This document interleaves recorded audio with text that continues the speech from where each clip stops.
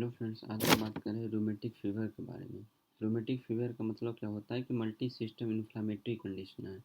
और उसमें अगर हम बच्चे की बात करें, बच्चे में जो मेन क्लिनिकल सिम्टम मैनिफेस्टेशन आता है, जैसे कि जॉइंट इन्वॉल्वमेंट होते हैं उस कंडीशन में।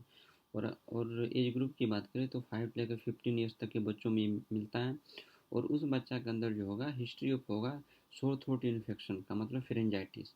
और उसका एक बैक्टीरिया होता है जिसको बोला था group A beta haemolytic Streptococcus infection, दो ही काउज करता है इन्फेक्शन। और जो group A beta haemolytic Streptococcus होता है, जैसे ही वो इन्फेक्शन करेगा तो वो क्या करता है कि एम प्रोटीन रिलीज कर देता है, बच्चे के अंदर एम प्रोटीन रिलीज हो जाता है। और अगर हम बात करें कि group A beta haemolytic Streptococcus infection की, अगर अगर 100 बच्चों में ये इन्फेक्शन कर रहा है तो 100 बच्चा में से सिर्फ 3 ऐसे बच्चे होंगे जिनके अंदर रिमोटिक फीवर डेवलप होगा। मतलब क्या है, एक्यूरेसी 3% के आसपास होता है। और एक्चुअली होता क्या है कि जैसे ही बैक्टीरियल इन्फेक्शन होता है तो बैक्टीरियल इन्फेक्शन होने के साथ साथ ही क्या होगा, हमारा इम्यून सिस्टम एक्टिवेटेड हो जाता है। जैसे ही हमारा इम्यून सिस्टम एक्टिवेट हुआ, इम्यून सिस्टम एंटीबॉडी रिलीज करता है। और वो एंटीबॉडी क्या होता है, फॉरेन एंटीजन के अगेंस्ट फाइट करता है। और हमारे बॉडी में ये एम प्रोटीन आया है, ये एम प्रोटीन खुद का प्रोटीन बनाया हुआ नहीं है, हमारे बॉडी का प्रोटीन है। ये group A beta haemolytic Streptococcus बनाया है। मतलब क्या, ये एक एंटीजन की तरह बिहेव करेगा और एंटीबॉडी क्या करेगा, इसको डिस्ट्रॉय करना स्टार्ट कर देगा। लेकिन यहाँ पर होता क्या है कि जो एम प्रोटीन होता है हमारे बॉडी के अंदर जो ग्लाइकोप्रोटीन्स प्रेजेंट होता है, जो ग्लाइकोप्रोटीन्स होता है ज्वाइंट्स में होते हैं, कार्डियक टिश्यू में होता है, स्किन में होता है और सीएनएस में होता है। तो वो एम प्रोटीन ग्लाइकोप्रोटीन का मिमिक्री कर देता है, इसलिए इसको बोलते हैं मोलिकुलर मिमिक्री। जो एंटीबॉडी एम प्रोटीन के अगेंस्ट बनाता है, अब वही antibody due to molecular mimicry glycoprotein के अगेंस्ट भी बन जाता है। मतलब हम ऐसा बोल सकते हैं, अगर 100 एंटीबॉडी हमारा बॉडी तैयार किया तो उसमें से 97 एंटीबॉडी तो एम प्रोटीन के अगेंस्ट बनेगा, लेकिन 3 एंटीबॉडी ऐसा होगा जो खुद ग्लाइकोप्रोटीन के अगेंस्ट बन जाएगा। अगर किसी भी रीजन से अगर ये हमारा खुद का एंटीबॉडी ग्लाइकोप्रोटीन को डिस्ट्रॉय करना स्टार्ट कर दे, और ग्लाइकोप्रोटीन ज्वाइंट्स में है, कार्डियक टिश्यू में है, स्किन में है, सीएनएस में है, तो क्या होगा कि जॉइंट्स का भी इन्वॉल्वमेंट हो जाएगा, स्किन का भी, कार्डियक टिश्यू का भी और सीएनएस का भी। उससे क्या होगा, पेशेंट के अंदर क्लिनिकल सिम्टम अपियर हो जाएंगे। क्लिनिकल सिम्टम अपियर होता है ड्यू टू ग्लाइकोप्रोटीन, क्योंकि antibody due to molecular mimicry M protein को तो ख़त्म करता ही है, ये ग्लाइकोप्रोटीन को भी डिस्ट्रॉय कर देता है। ठीक। और इसमें अगर हम बात करें कि इसमें एक वर्ड आता है क्रॉस एंटीजेनिसिटी। क्रॉस एंटीजेनिसिटी का मतलब है क्या, कि मतलब ये एम प्रोटीन के अगेंस्ट तो हमारा एंटीबॉडी बना है, लेकिन ये क्या करता है, ग्लाइकोप्रोटीन को भी एक तरह का फॉरेन एंटीजन कंसीडर करके उसके भी अगेंस्ट बन जाता है एंटीबॉडी। इसलिए इसको बुलाता है क्रॉस एंटीजेनिसिटी। अगर हम बात करें, अगर कोई 5 से 15 साल का बच्चा वो आपके पास आता है और वो बोलता है कि हमको थ्रोट का इन्फेक्शन है और फीवर भी आ रहा है, तो रूमेटिक फीवर मतलब रूमेटिक फीवर कंफर्म करने के लिए हम उसका क्या करते हैं, डायग्नोसिस करते हैं। और डायग्नोसिस के लिए हम क्या करते हैं कि एक तरह का स्वेब कल्चर करते हैं। मतलब क्या है, अगर हमको देखना है कि पेशेंट के अंदर स्ट्रेप्टोकोकस का इन्फेक्शन है कि नहीं है, तो हम सबसे पहले क्या करेंगे, पेशेंट के स्वेब को निकालेंगे, उसको लेबोरेटरी में भेजेंगे। लेबोरेटरी में भेजने के बाद उसको हम कल्चर करते हैं, एक फेवरेबल मीडियम देते हैं और उसको कल्चर करेंगे। कल्चर करने के बाद उसको हम क्या करते हैं कि माइक्रोस्कोप से चेक करते हैं, इलेक्ट्रॉन माइक्रोस्कोप से। अगर वहाँ पर हम देख लेते हैं कि स्ट्रेप्टोकोकस प्रेजेंट है, तो हम ये मान लेते हैं कि ज़रूर स्ट्रेप्टोकोकस का ही इन्फेक्शन हुआ होगा। इसके बाद आगे का प्रोसीजर करते हैं। तो क्लिनिकल मैनिफेस्टेशन की बात करने से पहले हम सब डायग्नोसिस करने के लिए हम क्या करेंगे, हिस्ट्री देखते हैं पेशेंट की, एविडेंस देखते हैं कि रिसेंट स्ट्रेप्टोकोकल इन्फेक्शन हुआ है पेशेंट के अंदर कि नहीं हुआ है। उसके बाद हम क्या करते हैं, अब ये जो एविडेंस देखने के लिए हमारे पास बहुत सारे तरीके हैं। जो एविडेंस हम चेक करते हैं, तो मल्टीपल तरीके से हम चेक कर सकते हैं कि स्ट्रेप्टोकोकस है कि नहीं है। क्योंकि अगर स्ट्रेप्टोकोकल होगा, स्ट्रेप्टोकोकस का इन्फेक्शन होगा, तो ज़रूर है कि हमारा एंटीबॉडी फॉर्म हुआ होगा उसको काउंटर अटैक करने के लिए। तो हम क्या करते हैं कि एंटीबॉडी टाइट्रेशन करते हैं इसको चेक करने के लिए। इसको बुलाता है एंटीबॉडी टाइटर। ठीक। और एंटीबॉडी टाइटर जो करते हैं, एंटीबॉडी टाइटर मतलब करते हैं किस एंटीबॉडी के अगेंस्ट, तो वो एंटीबॉडी होता है आपका, एक एंटीबॉडी होता है ASLO। ASL का फुल फॉर्म होता है एंटी स्टेप्टोलाइसिन ओ एंटीबॉडी। और दूसरा एंटीबॉडी होता है anti D N anti DNase B antibody. मतलब क्या, जब हमारा बॉडी जो एंटीबॉडी फॉर्म करता है तो ये दो तरह का ही एंटीबॉडी फॉर्म करता है एम प्रोटीन के अगेंस्ट। मतलब क्या, A S L O anti streptolysin O antibody और एंटी डीएनएच बी एंटीबॉडी। मतलब क्या, अगर हम एंटीबॉडी का टाइट्रेशन कर रहे हैं और ए एस एल ओ और एंटी डीएनएच बी, अगर ये एंटीबॉडी हमको मिल गया कहीं से भी, तो हम ये कन्फर्म हो सकते हैं कि ज़रूर कहीं ना कहीं स्ट्रेप्टोकोकस का इन्फेक्शन हुआ होगा, उसके चलते एम प्रोटीन बना होगा, और उस एम प्रोटीन को काउंटर अटैक करने के लिए हमारा बॉडी एंटीबॉडी तैयार किया होगा, A S L O anti DNase B antibody. ठीक। और सिंपल सी बात है, अगर इसको हम सिंपल सा चेक करें तो एक स्वाब कल्चर भी हम कर सकते हैं, थ्रोट का स्वेब कल्चर। इसमें स्वेब कल्चर में क्या करते हैं कि थ्रोट से हमको स्वेब निकालते हैं, उसको लेबोरेटरी में भेजते हैं, और वहाँ उसको हम एक मीडियम पर कल्चर करते हैं। मीडियम पर कल्चर करने के बाद हम माइक्रोस्कोप से चेक करते हैं कि सही में स्ट्रेप्टोकोकस है कि नहीं। अगर है तो आगे का प्रोसीजर स्टार्ट करते हैं। दूसरा हम क्या करते हैं कि इस कंडीशन में तो ये हो गया। दूसरा हम क्या है, एक क्राइटेरिया यूज करते हैं जो कि बहुत फेमस क्राइटेरिया है, उसको बुलाता है Jones criteria. And yes, Jones criteria. अब ये जोन्स क्राइटेरिया क्या है? जोन्स क्राइटेरिया का मतलब है कि हम एक तरह का क्राइटेरिया बना लिए हैं कि अगर इस क्राइटेरिया के अंदर ये चीज़ें आ रही है तो मतलब ये सब कुछ, मतलब रूमेटिक फीवर की ओर प्रोसीड हो रहा है। तो जोन्स क्राइटेरिया की अगर हम बात करें तो हमारे पास जोन्स क्राइटेरिया के दो तरह के क्राइटेरिया होते हैं। दो तरह के क्राइटेरिया है जोन्स क्राइटेरिया। ठीक। तो जोन्स क्राइटेरिया अगर दो तरह के क्राइटेरिया हैं तो सबसे पहले हम बात करते हैं मेजर क्राइटेरिया। बात करते हैं मेजर मेजर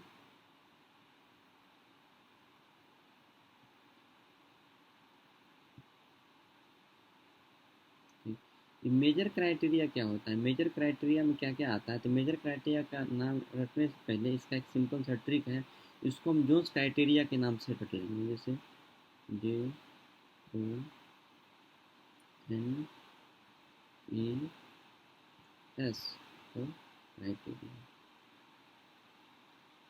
इसमें आपके सारे मेजर क्राइटेरिया कवर हो जाएंगे। जोन्स क्राइटेरिया, जो हम लिख सकते हैं कि ज्वाइंट का इन्वॉल्वमेंट होगा। मतलब क्या, ज्वाइंट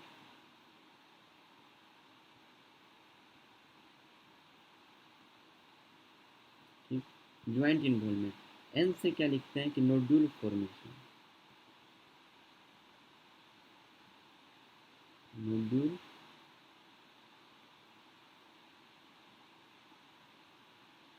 और ये जो नोड्यूल फॉर्मेशन होता है, ये क्या होता है कि सब क्यूटेनियस नोड्यूल होता है, और सब क्यूटेनियस नोड्यूल जो होता है ये एक्सटेंसर सरफेस पर बनता है।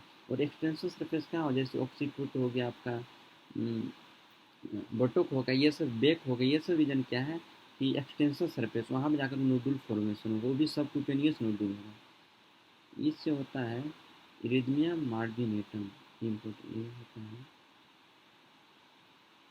इरिथमिया मार्जिनेटम।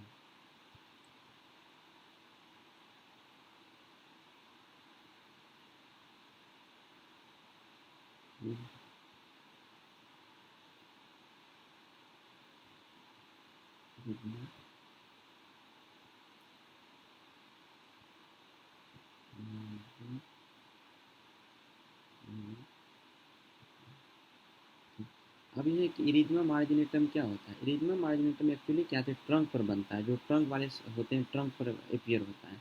इरिथमिया मार्जिनेटम का मतलब क्या होता है कि एक तरह का मार्जिन होता है, वो एक तरह का रेड कलर का मार्जिन होता है, जैसे हम यहाँ दिखा है इस टाइप का मार्जिन होता है। ये मार्जिन क्या होता है, ये बन जाते हैं ट्रंक के ऊपर, तो इसी को बोला था इरिथमिया मार्जिनेटम। और इरिथमिया मार्जिनेटम में क्या होता है कि इसको, जैसे कि किसी का स्किन अगर गोरा है तो ये इरिथमिया मार्जिनेटम अच्छे से अपीयर हो जाता है, अच्छा से दिख जाता है। लेकिन क्या है कि कुछ लोगों का कलर जो होता है भूरा होता है, जैसे कि एशियन कंट्री सब में होता है, अब थोड़ा सा स्किन कलर भूरा होता है, तो इरिथमिया मार्जिनेटम को डायग्नोज करना मतलब देखना थोड़ा सा डिफिकल्ट हो जाता है, वहाँ पर नहीं पता चल पाता है। और तीसरा होता है, एक एस से होता है साइडेनहेम कोरिया। साइडेनहेम साइडेनहेम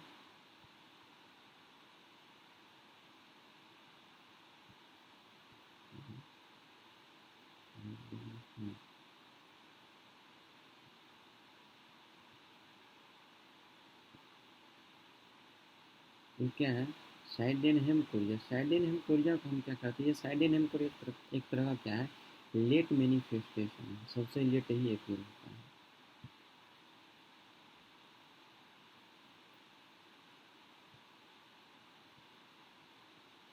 लेट मैनिफेस्टेशन होता है।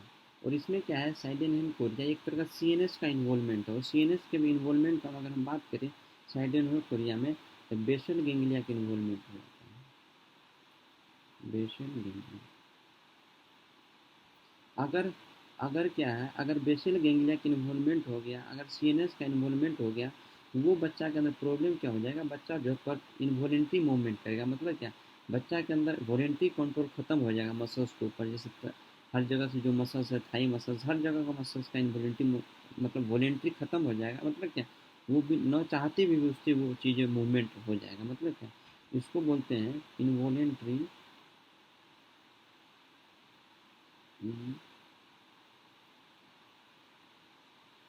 इनवॉलेंट्री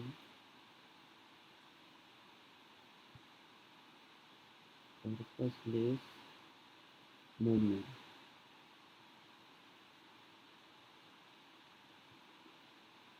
मतलब क्या, उसका कोई पर्पस नहीं, मतलब उसका कोई बेनिफिट नहीं है बच्चा का, लेकिन क्या, कोई मूवमेंट करेगा वो बच्चा, क्योंकि उसके अंदर बेसल गैंग्लिया का इन्वॉल्वमेंट हो गया है। तो बेसल गैंग्लिया सीएनएस का इन्वॉल्वमेंट हो गया है, तो इन्वॉलेंटरी पर्पसलेस मूवमेंट करेगा। और अगर हम इस पेशेंट को अगर गौर से देखते हैं, तो पेशेंट को ऐसे ऐसे दिखता है कि पेशेंट हमेशा अपना पैर हिलाते रहेगा, और ऐसे दूर से दिखेगा जैसे कि पेशेंट डांस कर रहा है, तो इसलिए उसको एक तरह का नाम दिया जाता है, इस डांस को बुलाता है सेंट वाइटस डांस। तो क्या है, कभी कभी ऐसे होता है कि जैसे कि सेंट वाइटस डांस किससे रिलेटेड है, किस डिजीज से, किसको बुलाते हैं? रूमेटॉइड अर्थराइटिस से रिलेटेड है। और सीआर से तो कार्डाइटिस है, कार्डाइटिस का तो कार्डाइटिस इसका थोड़ा सा लार्ज डिटेल्स आगे मिलेगा आपको। कार्डाइटिस का तो ये है, ज्वाइंट इन्वॉल्वमेंट होगा, नोडुल फॉर्मेशन पता चल गया, इरिथमिया मार्जिनेटम क्या होता है वो पता चल गया, साइडेनहेम कोरिया क्या होगा, लेट मैनिफेस्टेशन है वो पता चल गया, कि बेसल गैंग्लिया का इन्वॉल्वमेंट हो जाता है। ठीक, अब हम दूसरा बात करते हैं, क्या, माइनर क्राइटेरिया। माइनर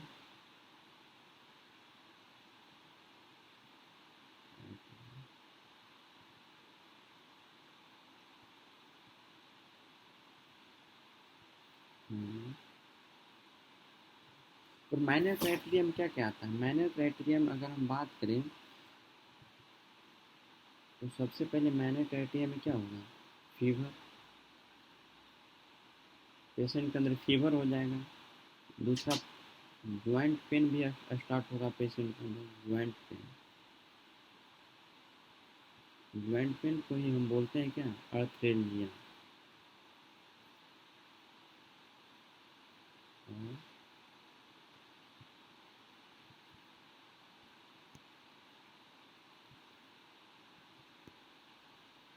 और ये ज्वाइंट पेन को हम बोलते हैं अर्थेल्जिया बोलते हैं। ठीक, ज्वाइंट पेन का इन्वॉल्वमेंट हो गया। तीसरा क्या होगा? इन्फ्लामेटरी मार्कर्स, जो हमारे अंदर कुछ मार्कर्स प्रेजेंट होते हैं, अगर इन्फ्लामेशन होता है तो वो मार्कर का जो है उस कॉन्सेंट्रेशन बढ़ जाता है, तो इन्फ्लामेटरी मार्कर्स भी प्रेजेंट होते हैं। और जो इन्फ्लामेटरी मार्कर्स होते हैं, तो उसमें सबसे पहले हम देखते हैं ईएसआर। ईएसआर बढ़ जाता है, इंक्रीज ईएसआर, ये सब इन्फ्लामेटरी मार्कर्स हैं। दूसरा है सी रिएक्टिव प्रोटीन। सी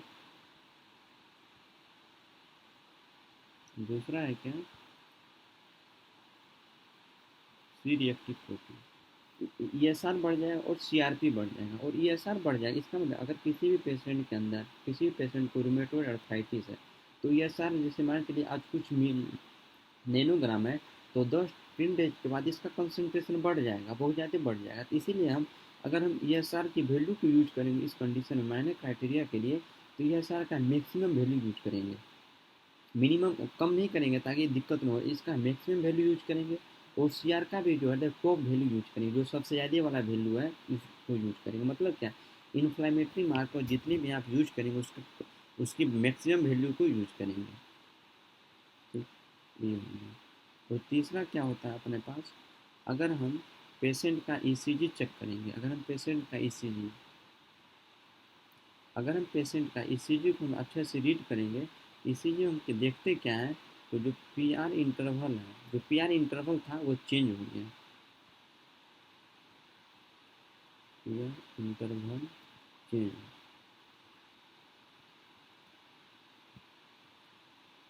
ठीक, ये PR इंटरवल चेंज हो गया, तो आपको पता चल गया मेजर और माइनर क्राइटेरिया में सिंपल सा फीवर होगा, ज्वाइंट पर अर्थेजिया होगा, आपको इन्फ्लामेटरी जो मार्कर्स थे वो प्रेजेंट हो जाएंगे, ESR बढ़ जाएगा, CRP बढ़ जाएगा, सी रिएक्टिव प्रोटीन।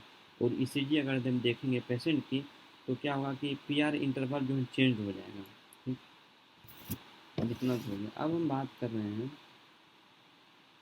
अब सबसे पहले हम बात करते हैं जो मोस्ट कॉमन फीचर है ज्वाइंट इन्वॉल्वमेंट की। सबसे पहले जो भी हम सबसे पहले बात किए हैं ज्वाइंट इन्वॉल्वमेंट, ज्वाइंट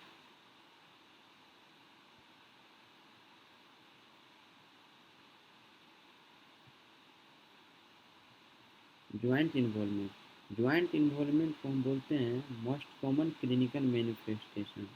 ये मोस्ट कॉमन है, सबसे पहले ये चेक करते हैं, इसके बाद होता है।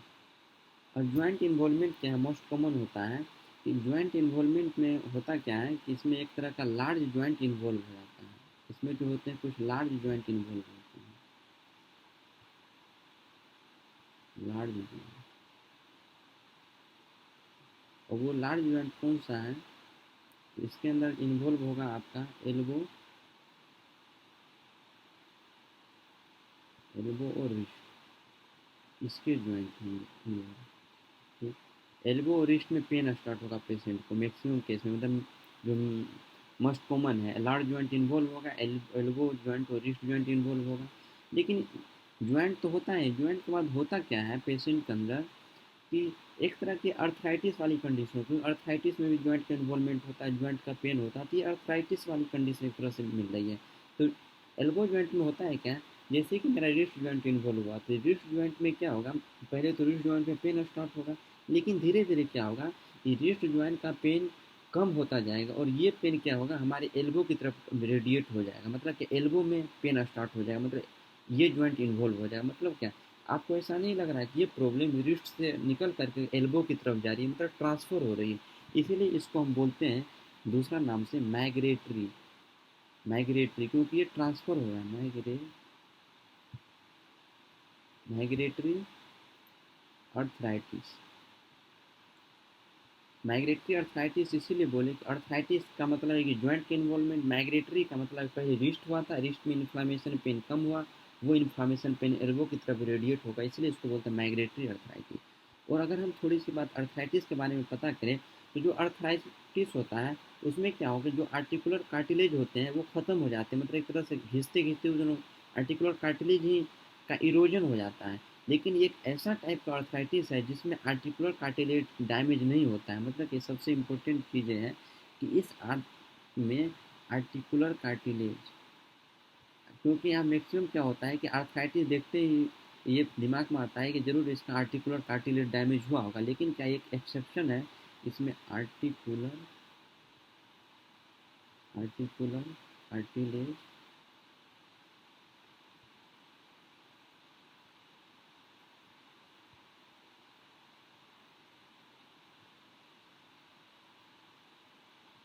मतलब कि इसमें आर्टिकुलर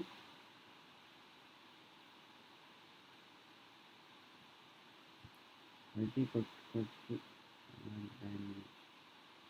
डैमेज क्या होगा, नहीं हुआ होगा, आर्टिकुलर कार्टिलेज तो डैमेज नहीं हुआ होगा। ठीक, अगर हम अगर आर्टिकुलर कार्टिलेज डैमेज नहीं हुआ है, मतलब क्या इस तरह का क्या है कि नॉन इरोजन वाली कंडीशन है, मतलब इसलिए इसको बोलते हैं नॉन इरोजिव अर्थराइटिस। नॉन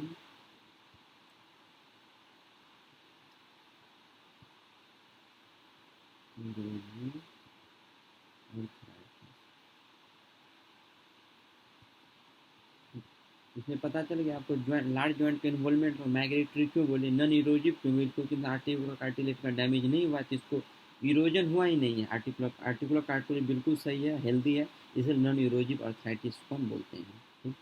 अब हम इसमें थोड़ी सी बात कर रहे हैं इस कंडीशन की, कि थोड़ा सा एक ये है कि क्या है कि इस कंडीशन में क्या है कि चिल्ड्रन को बहुत ज़्यादा पेन होता है जॉइंट्स में। जो 5 से 15 ईयर का बच्चा है उसके पेन, उसका जो जॉइंट है बहुत ज़्यादा पेन करेगा, यहाँ तक कि बच्चा सो ही नहीं पाता है, उसको नींद ही नहीं आएगा।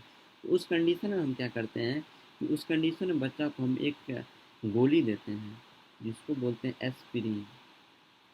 जैसे ही बच्चा को हम एस्पिरिन देते हैं, जैसे ही बच्चा एस्पिरिन खाया, एस्पिरिन खाने के बाद बच्चा तुरंत रिलैक्स हो जाता है, उसको उसका सब कुछ खत्म हो जाता है। मतलब एक तरह से बोल देते हैं कि एक जादू की गोली की तरह काम करता है एस्पिरिन। किस कंडीशन में? रूमेटिक फीवर की कंडीशन में। लेकिन हमको ये भी बात पता होना चाहिए कि एस्पिरिन हम हर बच्चे के अंदर नहीं प्रिस्क्राइब कर सकते हैं।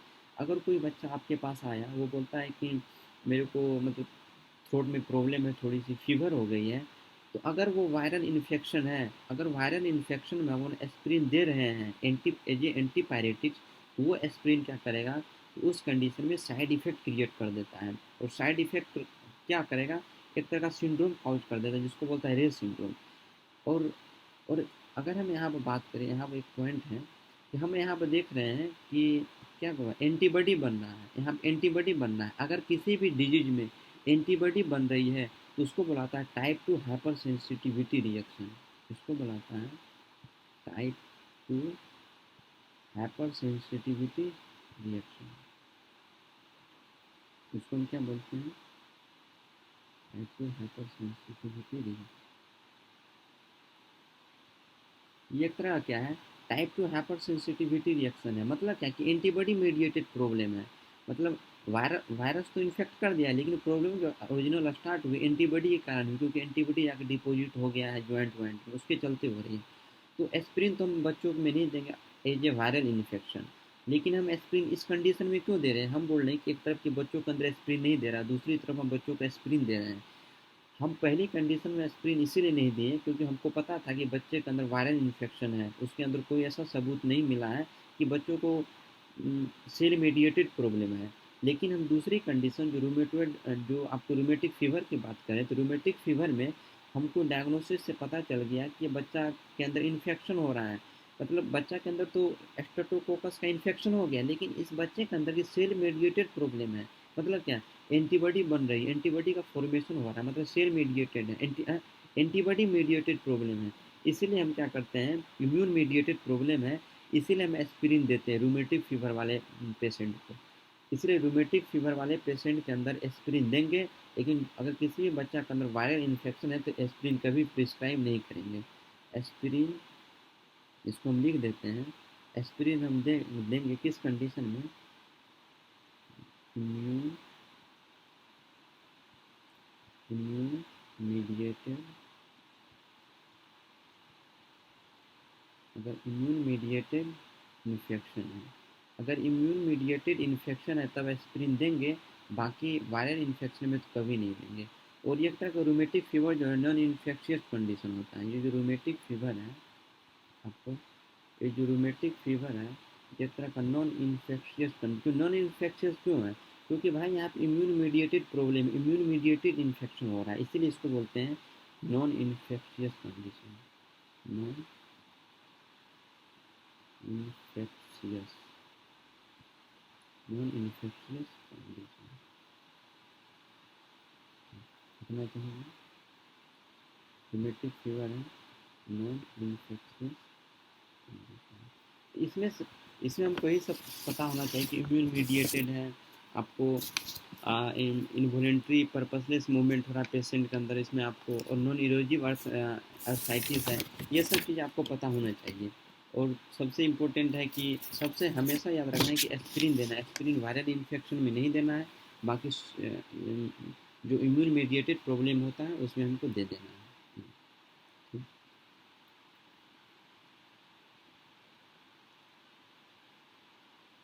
अब हम थोड़ी सी बात कर रहे हैं, अब हम दूसरी बात कर रहे हैं कार्डाइटिस की। दूसरी प्रॉब्लम थी क्या, जो सेकेंड मोस्ट था,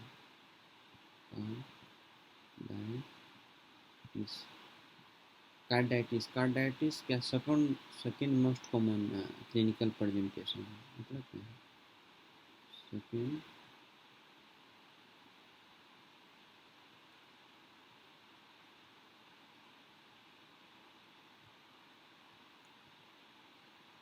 सेकेंड मोस्ट कॉमन, ये second most common clinical presentation clinical में फीचर है। अगर किसी भी पेशेंट को क्या हो गया है, रूमेटिक फीवर हो गया है, इस कंडीशन में क्या है कि कार्डाइटिस, आइटिस का मतलब इन्फ्लामेशन हो, कार्डाइटिस का मतलब क्या है कि इसके मायोकार्ड मतलब क्या है, हार्ट में इन्फ्लामेशन होगा, तीन जो लेयर होते हैं जैसे इपीकार्डियम, मायोकार्डियम, इंडोकार्डियम, तीनों लेयर में इन्फ्लामेशन हो गया, मतलब इन्फेक्शन हो रहा है। तो इसीलिए इसको हम बोलते हैं कार्डाइटिस को pan carditis, pan, P A N, pan carditis. Pan carditis बोलने का मतलब है इसके अंदर जो तीनों लेयर इन्वॉल्व है, मतलब तीनों लेयर में इन्फेक्शन हो रहा है, मतलब क्या इन्फ्लामेशन, इसको हम लिख देते हैं, इन्फ्लामेशन प्रेजेंट इन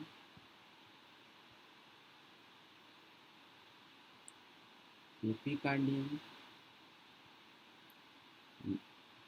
मायोकार्डियम और इंडोकार्डियम।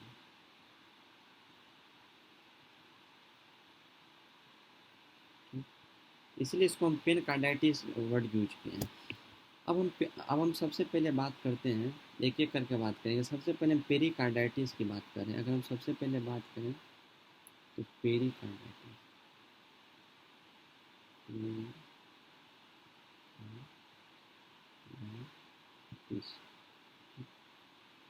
पेरिकार्डाइटिस में क्या होता है कि पेरिकार्डियल टिश्यू का इन्फ्लामेशन हो गया, इसीलिए इसको पेरिकार्डाइटिस कहते हैं। लेकिन पेरिकार्डाइटिस में जैसे इन्फ्लामेशन होता है तो इसमें एक मतलब एक एग्जीड्यूट बाहर निकलता है, इसको बुलाता है सीरो फिब्रिनस एग्जीड्यूट। ये एक तरह का निकलता है इसके अंदर, इसको लिख देते हैं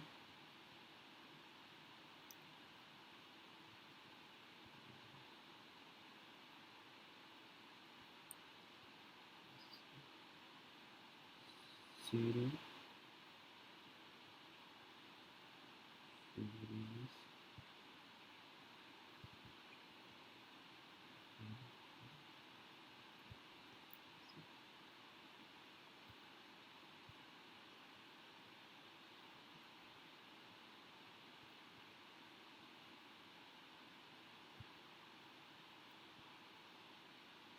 ठीक, इसमें क्या है कि सीरो फिब्रिनस एग्जीड्यूट निकला है, और सीरो फिब्रिनस एग्जीडेट रिलीज हो रहा है, तो हम क्या देखते हैं कि पेशेंट के हार्ट के आसपास एक अलग तरह का अपीयरेंस दिख जाता है जो इस रिलीज के कारण। और जो अपीयरेंस होता है वो एक तरह लगता है कि ब्रेड एंड बटर की तरह दिख रहा है, वो जो अपीयरेंस है बटर और ब्रेड की तरह ही दिखता है, इसलिए इसको बुलाता है ब्रेड एंड बटर कार्डाइटिस। इसलिए इसको बुलाता है क्या, bread and butter,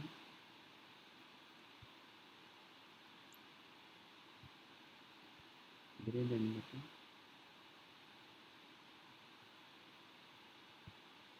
bread and butter carditis. Bread and butter carditis इसलिए इसको बोलते हैं क्योंकि सीरोफिब्रिनस एग्जीड्यूट बाहर निकलता है, जिसके कारण क्या होता है कि पेशेंट के हार्ट के आसपास कुछ एक अलग तरह का एक अपीयरेंस दिखता है, इसलिए उसको हम बोलते हैं ब्रेड एंड बटर कार्डाइटिस। अब दूसरी हम बात करें मायोकार्डियम की, दूसरी हम बात करते हैं मायोकार्डाइटिस।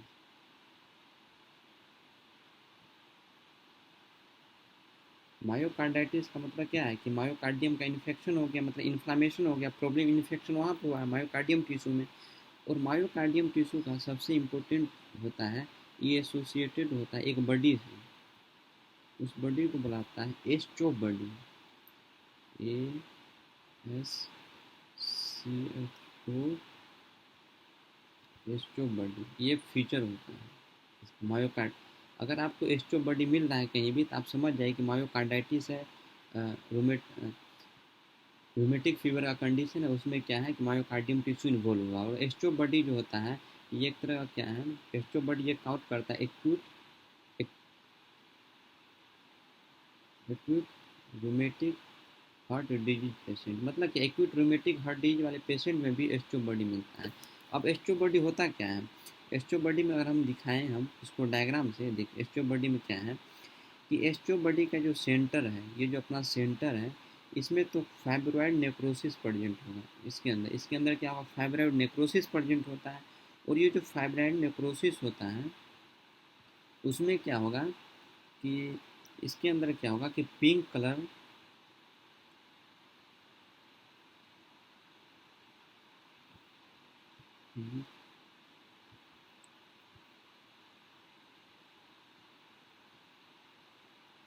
पिंक कलर यू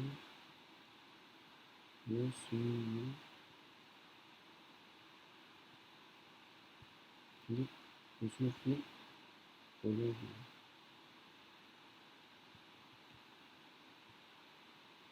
उसमें फ्लिक।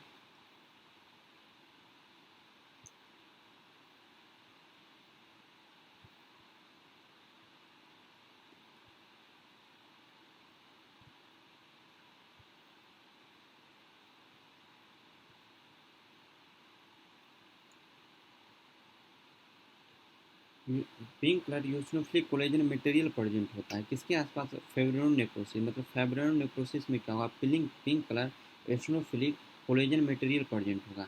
और ये क्या होता है, ये मटेरियल तो प्रेजेंट होगा, इस मटेरियल के आसपास क्या होते हैं, मैक्रोफेज प्रेजेंट होता है, जिसको बोलता है प्लम्प माइक्रोफेज।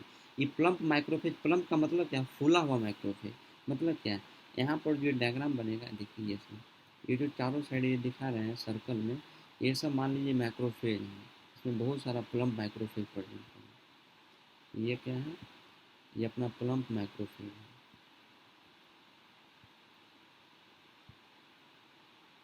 ठीक, इसको लिख देते हैं, ये सब प्लम्प।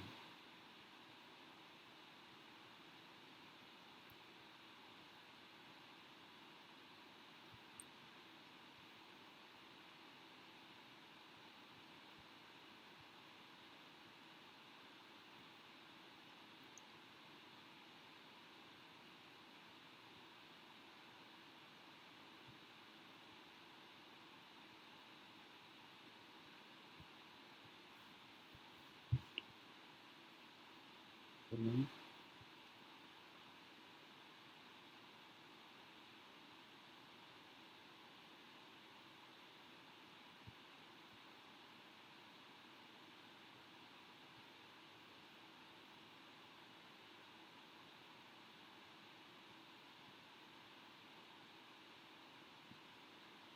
इसके अंदर क्या है कि प्लम्प माइक्रोफेज प्रेजेंट है, प्लम्प माइक्रोफेज। अगर हम इस प्लम्प माइक्रोफेज को हम अच्छा से देखें, अगर हम इसको हम एक प्लम्प माइक्रोफेज को निकाल करके देखें, तो प्लम्प माइक्रोफेज का बड़ा से एक करते हैं, ये मान के लिए अपना प्लम्प माइक्रोफेज है।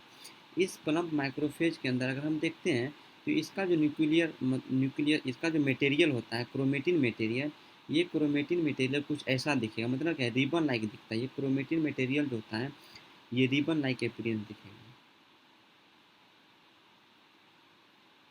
Ribbon like. और इसी रिबन लाइक क्रोमेटिन मटेरियल के चलते हम इसको, इस इस प्लम्प माइक्रोफेज का हम दूसरा नाम देते हैं, प्लम्प माइक्रोफेज को हम बोलते हैं केटर पिलर सेल, इसको हम बोलते हैं केटर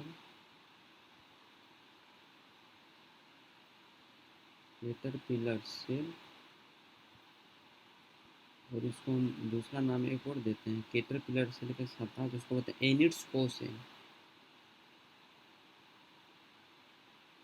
एनिट्स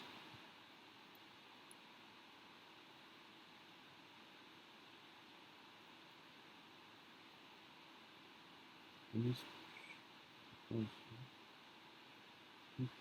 ये तो हो गया आपका, मतलब इसको हम ribbon like chromatin material present था, ribbon like chromatin material present होने के कारण हम इसको कैटरपिलर सेल या एंडस्को सेल कहते हैं, दोनों सेम ही है।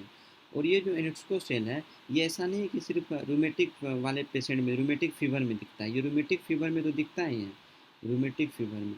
ये दूसरा होता है, ये दिखता है पोस्ट कीमोथेरेपिक पेशेंट में भी दिखता है, ये दिखता है पोस्ट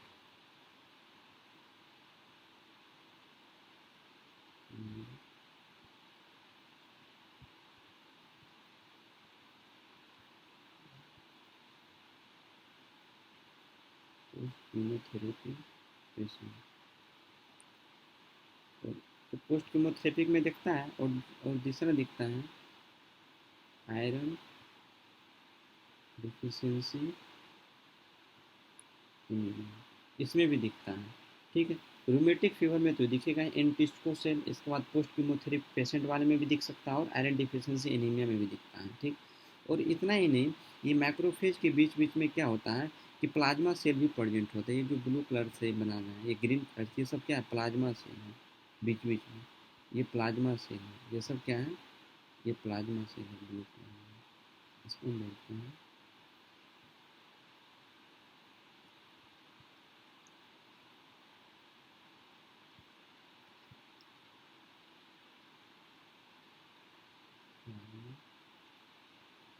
ये क्या था, ये अपना है प्लाज्मा सेल।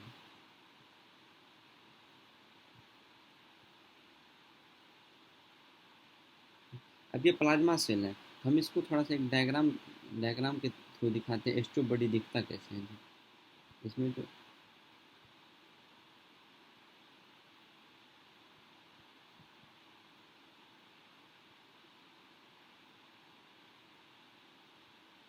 इसमें जो आपको ये दिख रहा है, ये एस्ट्रो बॉडी में आपको यहाँ पर दिख रहा होगा एक तरह से, यहाँ पर देखिए। तो क्या है कि इस वाले पोर्शन में, जो ये वाला पोर्शन है, इस वाले पोर्शन में क्या है कि फाइब्रिनोड नेक्रोसिस है, ये पिंक कलर का जो है इस्नोफिलिक कोलेजन मटेरियल प्रेजेंट है। और इसको अगर हम माइक्रोस्कोपली इसको अगर मैग्नीफाइड करके देखते हैं, मैग्नीफाई करके देखेंगे, तब पता चलेगा इसके अंदर जो क्रोमेटिन मटेरियल था वो रिबन शेप था। तो स्कोप बॉडी ऐसे ही दिखाती है, क्योंकि यहाँ पर आपको ये वाला पोर्शन जो पूरा दिख रहा है फिगर में, ये वाला पोर्शन में इस्नोफिलिक ग्रेन्यूल्स मतलब जो कोलेजन मटेरियल सब प्रेजेंट है, इस्नोफिलिक कोलेजन मटेरियल्स प्रेजेंट, इसलिए इसका इस्नोफिलिक कारण नहीं, ये सब पिंक कलर का अपीयरेंस इसमें आ रहा है। ठीक, अब इतना तो हो गया। अब इसके बाद हम देखते हैं इंडोकार्डाइटिस, मायोकार्डाइटिस की तो बात कर ली। अब लास्ट हम बात कर रहे हैं इंडोकार्डाइटिस।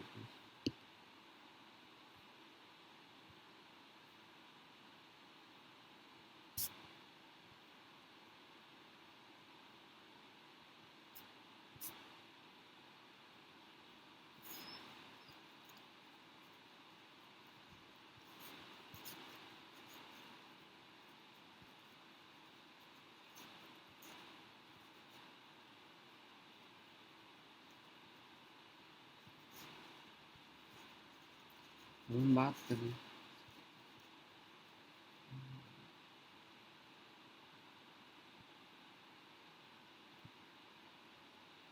अब हम बात करते हैं इंडोकार्डाइटिस की। इंडोकार्डाइटिस का मतलब क्या है कि जो इंडो मतलब अपना जो है कि जो इंडोकार्डियम है उसमें इन्फ्लामेशन, इसलिए इंडोकार्डाइटिस बोल देते हैं। लेकिन क्या है, इसमें क्या है कि इन्वॉल्वमेंट होता है, इसमें हम बात करते हैं involvement of inner layer.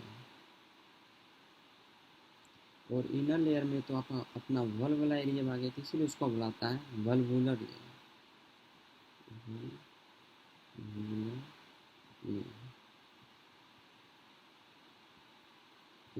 वल्वुलर layer का इन्वॉल्वमेंट हो गया, मतलब इनर लेयर भी इन्वॉल्व होगा, वल्वुलर लेयर भी इन्वॉल्वमेंट होगा। ठीक, अब क्या है कि इंडोकार्डाइटिस में क्या है कि अगर एक्यूट फेज में वल्वुलर इन्वॉल्वमेंट हो गया एक्यूट फेज में, तो इसको बुलाता है, इसको हम बोलते हैं एक्यूट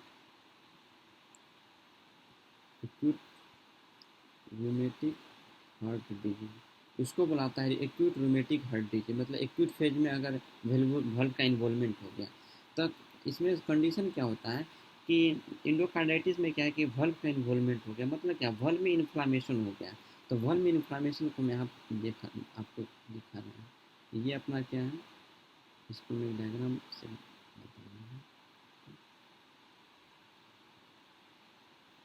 ये अपना क्या है, एओर्टा हो गया, ये क्या अपना लेफ्ट एट्रियम, ये क्या अपना लेफ्ट एट्रियम, ये क्या अपना लेफ्ट वेंट्रिकल, और जो ये ब्लैक कलर से जो दिखा रहे हैं ये अपना है माइट्रल।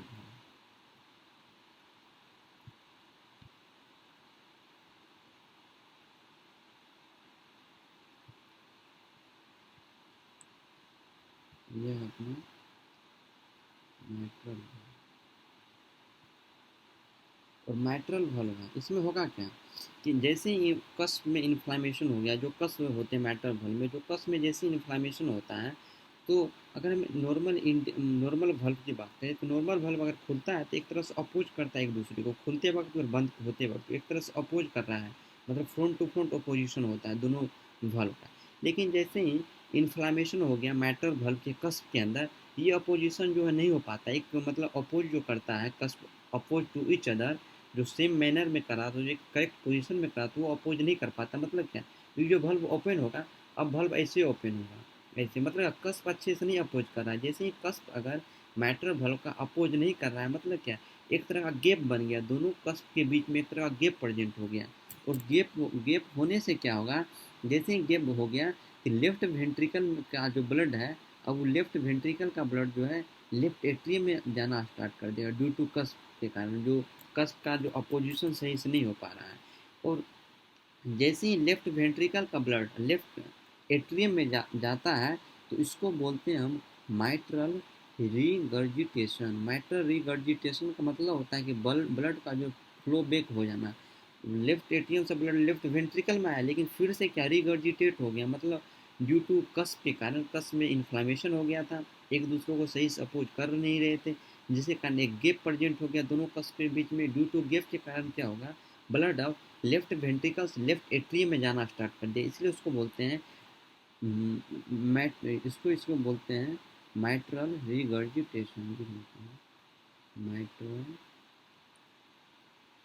रिगर्जिटेशन।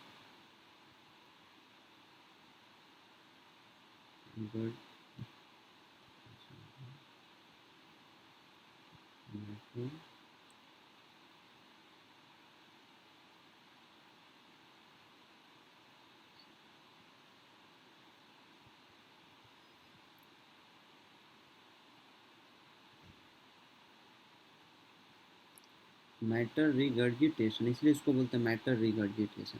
लेकिन एक वर्ड क्या है कि मैटर रिगर्जिटेशन से एक प्रॉब्लम आता है, उसको बोलते हैं McCallum plug. McCallum plug, आखिर मैक कॉलम प्लग क्या होता है, इसका मतलब क्या है कि जैसे ही रिगर्जिटेशन होगा लेफ्ट वेंट्रिकल से ब्लड लेफ्ट एट्री में जा रहा है, एक क्योंकि हाई फ्लो ब्लड का, तो ये ब्लड क्या होता है कि बार बार जाकर के लेफ्ट एट्रियम के वाल पर जाकर स्ट्राइक करता है, ये ब्लड जो रिगर्जिटेट हो रहा है ब्लड, वो जैसे ही लेफ्ट एट्रियम का वाल पर जाकर के बार बार स्ट्राइक कर रहा है, तो लेफ्ट एट्रियम का वाल के अंदर क्या होगा, एक इरेगुलर थिकनिंग स्टार्ट हो जाएगा। जैसे ही लेफ्ट एट्रियम के वाल में इरेगुलर थिकनिंग स्टार्ट होता है, इरेगुलर थिकनिंग स्टार्ट होता है, उसी को एक प्लग का नाम देते हैं, उसको बोलते हैं मैक कॉलम प्लग बोलते हैं। मैक कॉलम प्लग एराइज होता है मैट्रल रिगर्जिटेशन से, और मैट्रल रिगर्जिटेशन एराइज होता है कि जो कस्प जो एक अच्छा तरह से अपोजिट नहीं कर पाता है, और जो कस्प का अपोजिशन सही से नहीं हो पाता है क्योंकि इन्फ्लामेशन प्रेजेंट होता है, ठीक, कस्प का। अब दूसरा है, अगर हम इसी कस्प को देखें, अगर हम इसी मैट्रल वाल्व को देखें, ये मान चलिए अपना मैट्रल वाल्व है, इसका डायग्राम है, तो ये मैट्रल वाल्व के अंदर ये दोनों कस्प हैं,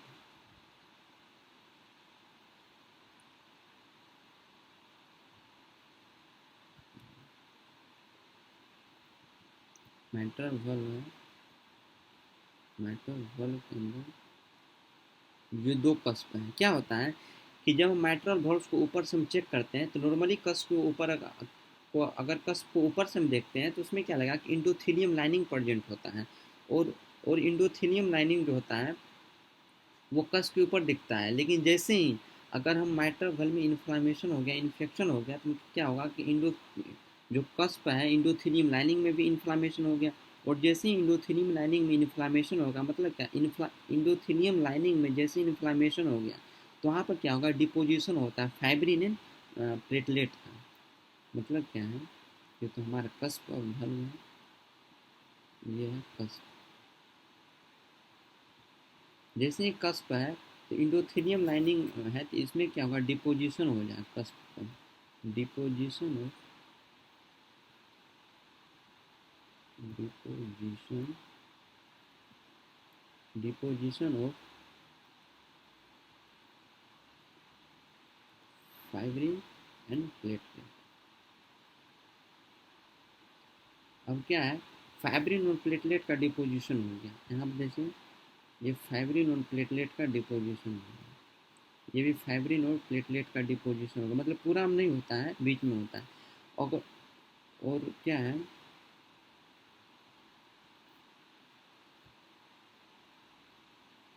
फाइब्रिन और प्लेटलेट्स का ये सब, ये आपको डिपोजिशन दिख रहा है। ये फाइब्रिन और कस्प का डिपोजिशन हो गया। जैसे ही फाइब्रिन और कस्प का डिपोजिशन होता है, अ, मतलब फाइब्रिन प्लेटलेट का, उसको ही बोलते हैं वेजिटेशन, वेजिटेशन। वेजिटेशन क्या है, वेजिटेशन भी